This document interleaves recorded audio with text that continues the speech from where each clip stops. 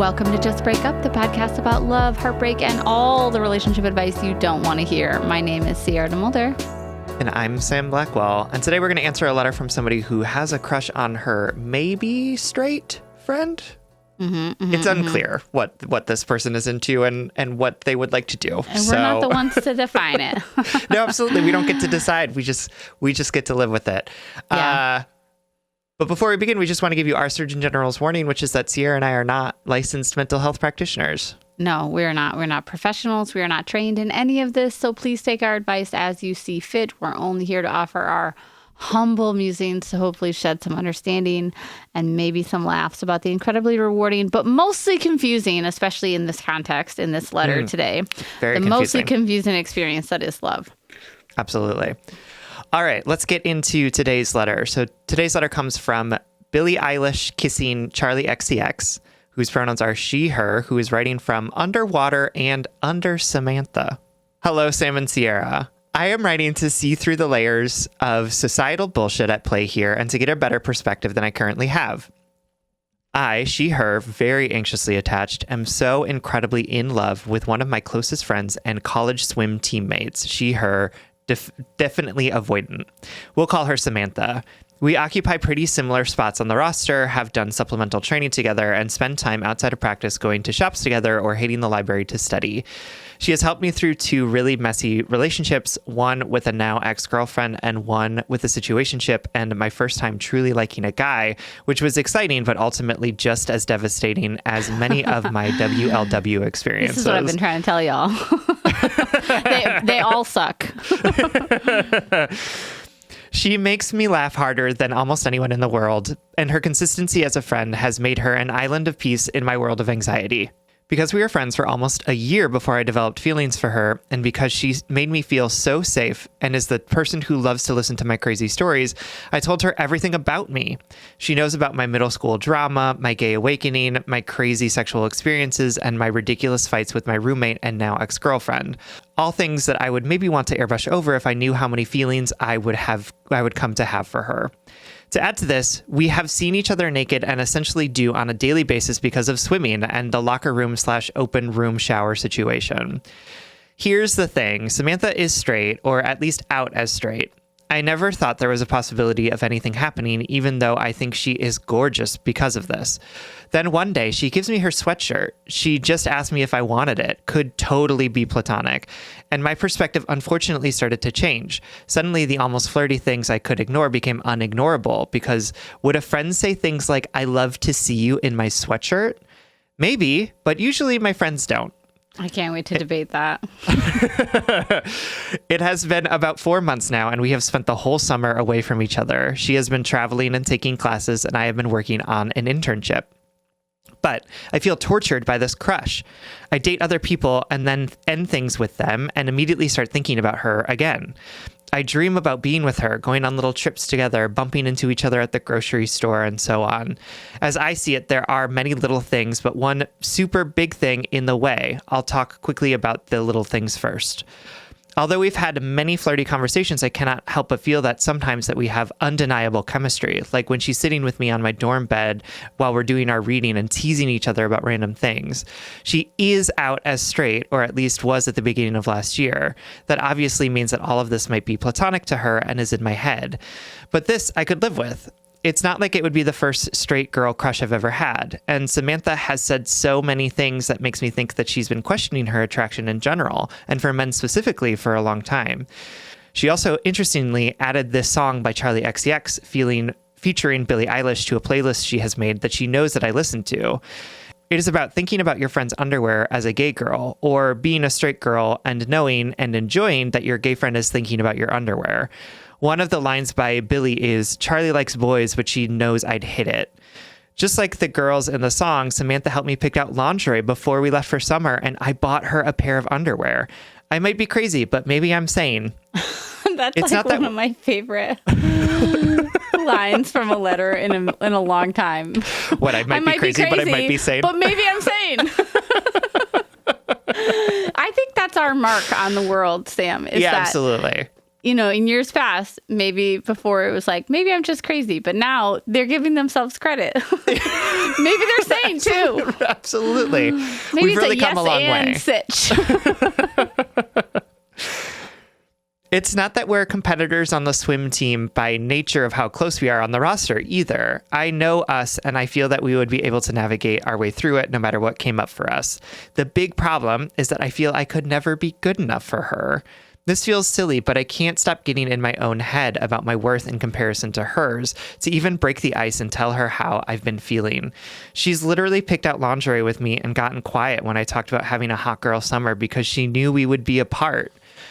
But I can't get over the feeling of being less than. She has never been with anyone before, and I've been, well, honestly, with a lot of people. And I had fun, and I love that I've done these crazy things and lived this sexy, sometimes poly, sometimes not life. So why is it that the thought of loving her makes you feel so unclean, that I can be so brave approaching others, but so scared of approaching her and telling her, Samantha, I think about you every day, and I want to be more than friends?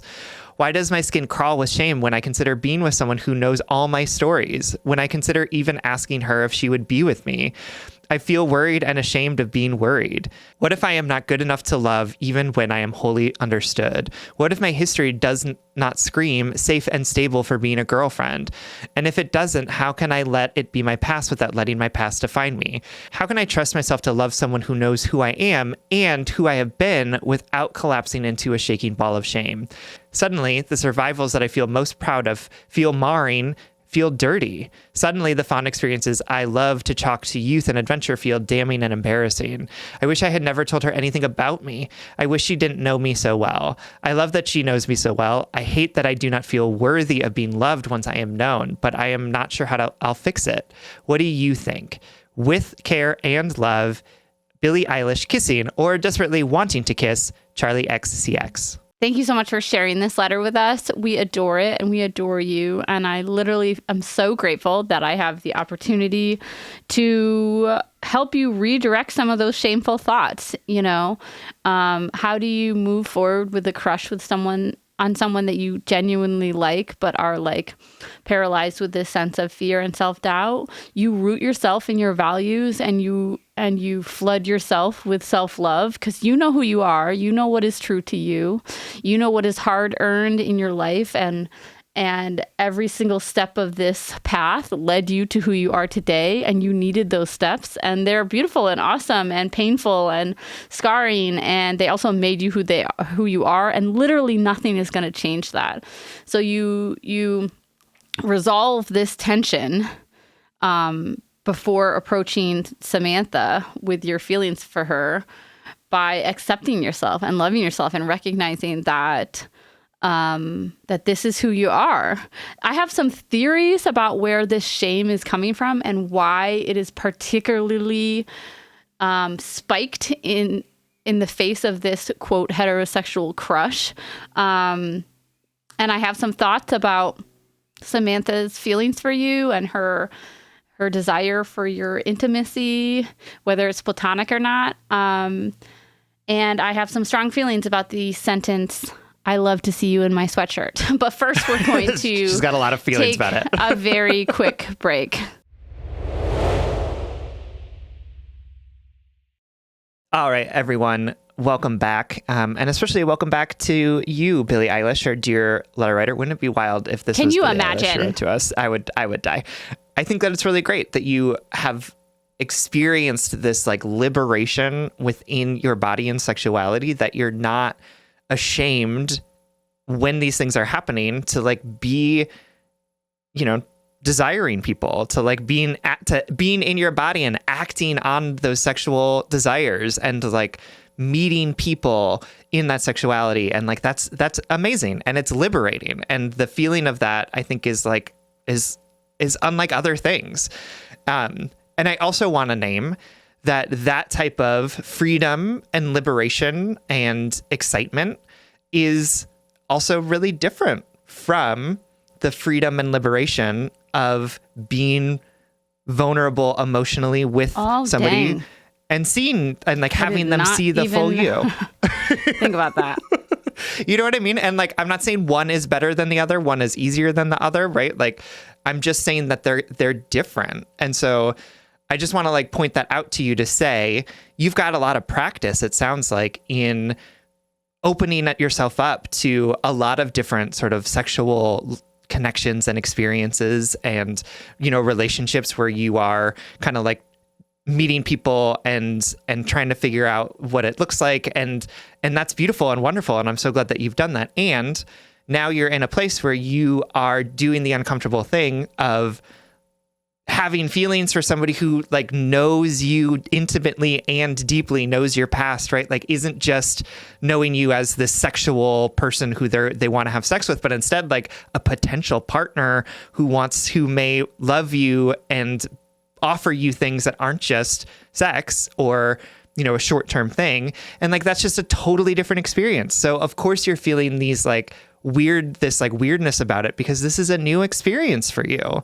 Like this is not the same as, right? Like there are certain tools that you can use in both situations, but this is not the same as, finding that sexual liberation. It's something really different. And so like, I want you to know that like, that sexual liberation that you're experiencing isn't like wasted because you are now in this place where you are trying to figure out what it looks like to be open and emotionally vulnerable with someone. It's actually helpful in a lot of ways, but like it doesn't necessarily like, it's not apples and apples, right? Like it's apples and oranges, which is just something to consider as you're looking inward and saying like, why is this so hard for me? Right.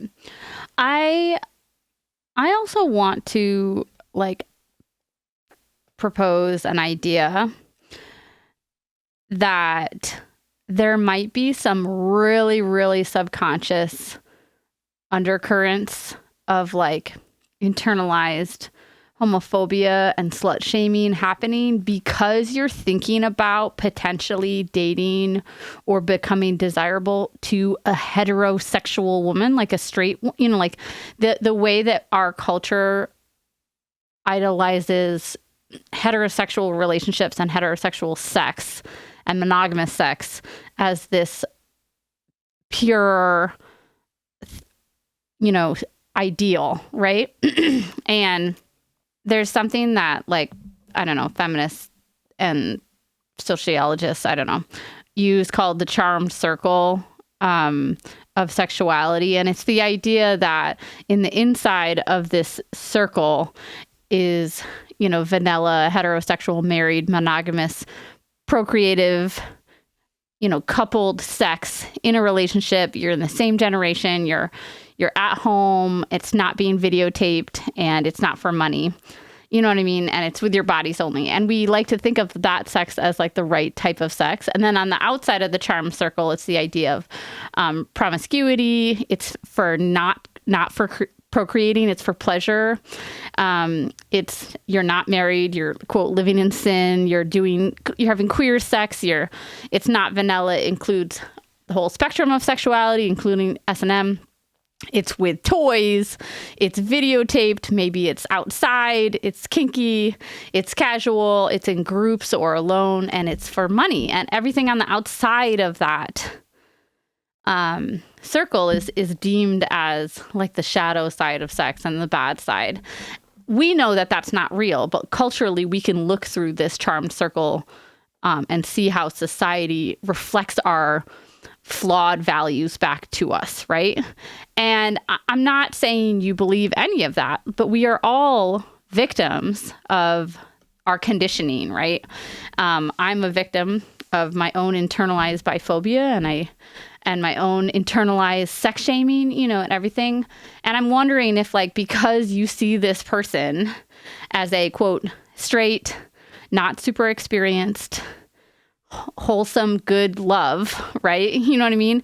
All of a sudden, this shame is coming up because you feel like she is somehow more pure and deserving than you. And I just want to point this out because that's not true, right? That your lived experience is your lived experience and hers is hers. And there's nothing wrong with you having more partners than them or whatnot. And there's nothing wrong with group sex and casual sex. And there's nothing wrong with non-monogamy. And there's nothing, this. But our cultural conditioning often comes out in the most subconscious ways. And I wonder if you're getting this shame is being triggered because you use the word impure, right?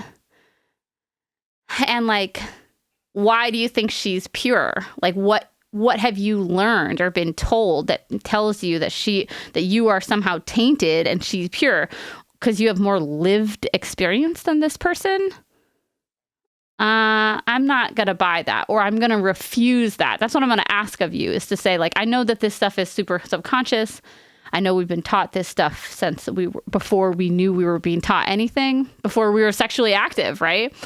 But you can refuse that and say, I'm a valuable partner. My lived experience has allowed me to shape who I am, to become an even better partner, an even better person, a kinder person to myself.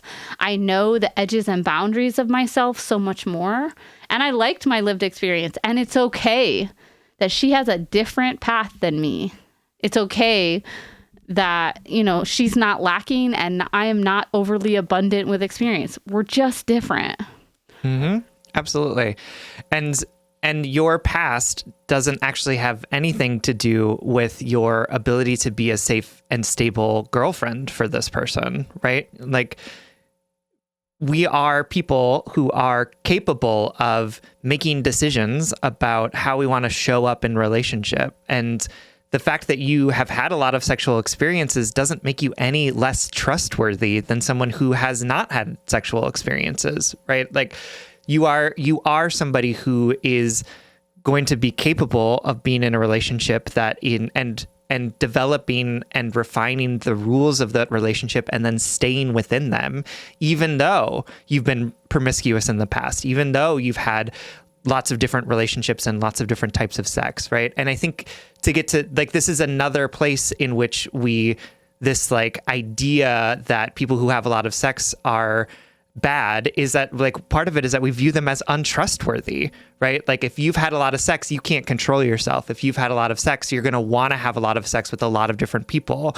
And, like, maybe that's true for some people, but for lots of us who have had a lot of sex, like, that doesn't mean that we're untrustworthy or that we somehow can't control ourselves, right? We're operating within the bounds of what we have decided are okay rules for us. And that doesn't mean that we can't operate under different rules in a relationship.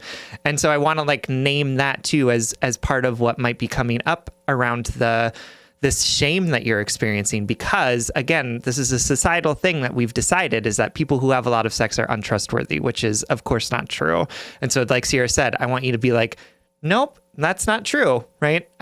I reject that one. I'm not letting that one in. I'm gonna let that one go, because the reality is that you are worthy of being loved. And the fact that Samantha has seen all of these different aspects of you and still wants to be with you, right? At this moment, as a friend, we'll talk a little bit later about what might be brewing down the line. But like, this person sees the whole you, and guess what? They wanted to go buy lingerie with you, right? Like, this person sees the whole you and they got sad that they're not going to see you over the summer, right? Like, this person has seen the whole you and still wants to be your friend and hang out with you and hear more about your life and share more about hers. So I want to just name that, like, you are capable of being loved. You are worthy of love. And if you don't believe me, believe the fact that Samantha wants to be your friend, wants to be close to you, even though and because of the fact that she knows all of this stuff about your past and about your love, and your life. She has seen it all and still said, this is a person that I want to be close with. Yeah, I definitely agree. I want to talk a little about your friend's behavior. Like, I do wonder, I do think you should shoot your shot, or at least tell Samantha how you feel. Samantha might find you intoxicating, and she might find she loves your closeness. It might be platonic, but it's platonic reaching. I think that she's intrigued by you. I can't speak to her own personal desires because I'm not in her body. I don't know if she finds you attractive. I don't know if she's interested in you, but I know she is intrigued by you because she likes your intimacy. I feel like it's platonic reaching. You know what I mean? And maybe she just likes your attention and your intimacy, and that is true. And that is, true of many people. This is not like a symptom of a straight girl in a queer friendship. Do you know what I mean? Like people just generally like intimacy and closeness. What I'm interested in is she taking up too much space in your life in order, like, in such a way that you're unable to like see outside of the smoke that is Samantha. Do you know what I mean? Absolutely. Which is why you got to tell her how you feel. And then she'll be like, oh, I do reciprocate. Great. Make out, make out, make out under the millions twinkling stars.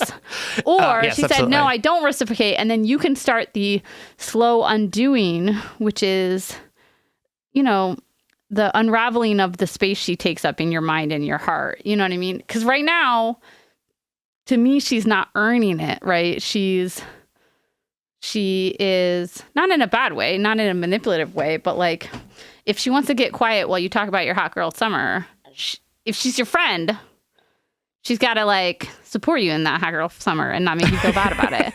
And if she's your friend, she's got to give you her sweatshirt and say, oh my God, you look so cute in that sweatshirt. Not, I love to see you in my sweatshirt. That is a very different phrase. That's an intense turn of phrase, I'll tell you what. If Jonathan Bailey said that to me. If Jonathan Bailey said anything to you, you would be like, hello. Yeah, it's true. It is true. No, I agree that you should definitely tell Samantha how you're feeling and that you should get this out in the open, because like the pain that is having a crush on your straight friend is like really intense. And having been in many situations where I've had a crush on a straight friend and then that friend has just loved to flirt. You know what I mean? Just like loved the attention. And then I was like, are we gonna hook up? And they'd be like, oh no, I'm straight, but let me touch you and like sometimes kiss you on the mouth for no reason. You know what I mean? Like that experience is like so triggering for me that I'm like, we got to figure out what's happening here, because like I don't want you to be in that particular situation, which was like formative for sure, but also like deeply painful. Yeah. I don't know. I mean, you're worth shooting that shot. The friendship is worth evolving into the next thing, right?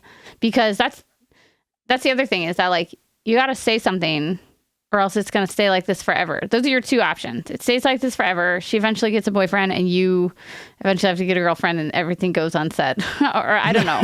You know what I mean? I do. Yes. Shoot your shot for sure. Yeah. Say what you want to say, you know? So ultimately, we love you. We want you to feel good about yourself. We want you to feel rooted in your sense of self and your values and not inflict that, you know, that self-harm against yourself, which is denying yourself the validity of your experiences. They're all valid. They're all okay. They all brought you to here, to this moment today, right now, exactly where you need to be.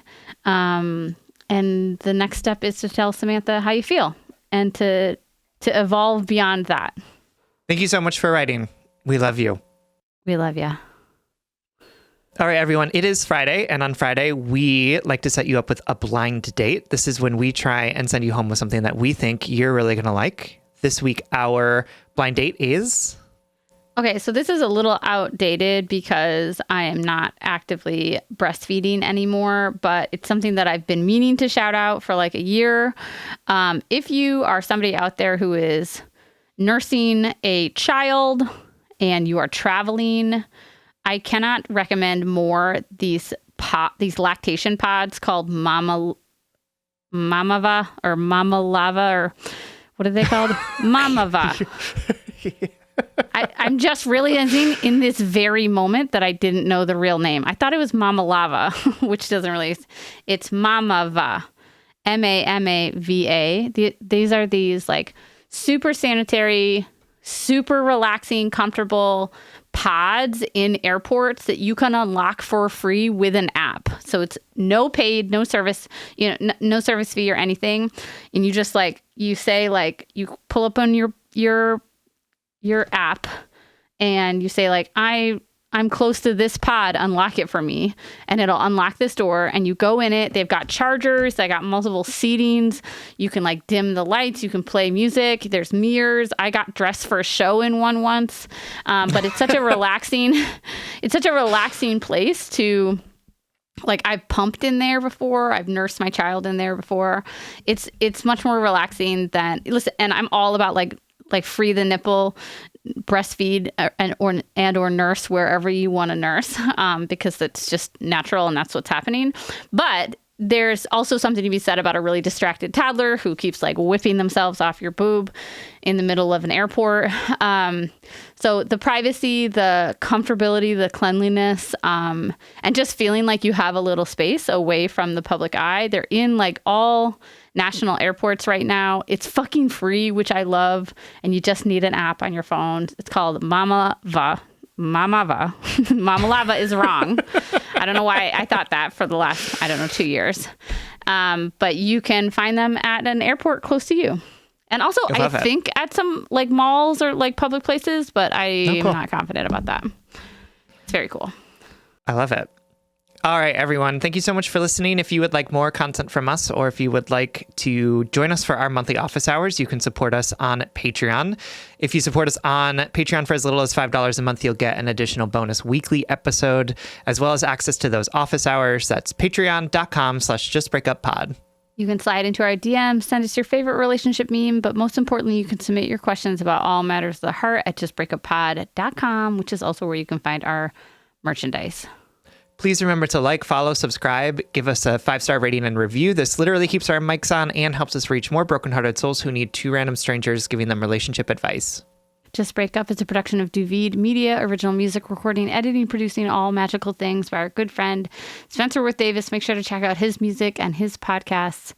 And remember, every choice that you've made, even ones that you regret, ones that hurt you, ones that shaped the way you are, they brought you to who you are today.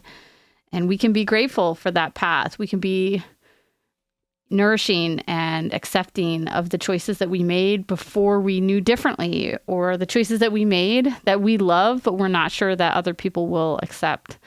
How you became who you are is unique and important to you. And if other people can't see that, then they're not worth the space and effort that you give them. And if all else fails, just break up.